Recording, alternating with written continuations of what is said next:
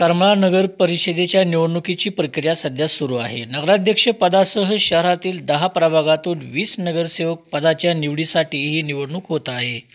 या निवडणुकीमध्ये शिवसेना शिंदे गट, भाजप, करमाळा शहर विकास आघाडी, राष्ट्रवादी काँग्रेस अजित पवार गट आणि काही प्रभागांमध्ये अपक्ष अशा प्रकारे लढत रंगलेली आहे। सध्या उमेदवारांच्या वतीनं प्रचार सुरू झालेला आहे। शहराच्या विविध प्रभागांमध्ये उमेदवार आणि त्यांचे समर्थक कार्यकर्ते मतदारांच्या गाठीभेटी घेत असल्याचे दृश्य दिसून येत आहे। यंदाच्या निवडणुकीत कोण बाजी मारणार याबाबतच्या वेगवेगळ्या चर्चा शहराच्या विविध भागांमध्ये आता सुरू झाल्यात। दरम्यान शहराच्या विकासासाठी, प्रगतीसाठी नगर परिषद निवडणूक सोबतच या निवडणुकीतून विजयी होणारे सत्ताधारी हे फार महत्त्वाचे असतात।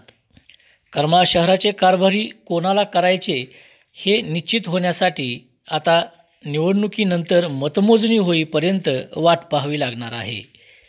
करमाळकर जनतेच्या नेमक्या कोणत्या अपेक्षा आहेत, कोणत्या मुद्द्यांवर करमाळ्याची ही निवडणूक झाली पाहिजे, करमाळा शहराची प्रगती होईल, शहराचा विकास होईल असे नेमके कोणते मुद्दे आहेत, याबाबत जागरूक मतदार म्हणून, करमाळा शहरवासीय म्हणून आपलीही काही मते असतील तर ती कमेंट करून नक्की नोंदवा। नगरपरिषद निवडणुकीच्या निमित्ताने करमाळकरांच्या मनात नेमके काय आहे त्याबाबतच्या प्रतिक्रिया नक्की देत व्यक्त व्हा।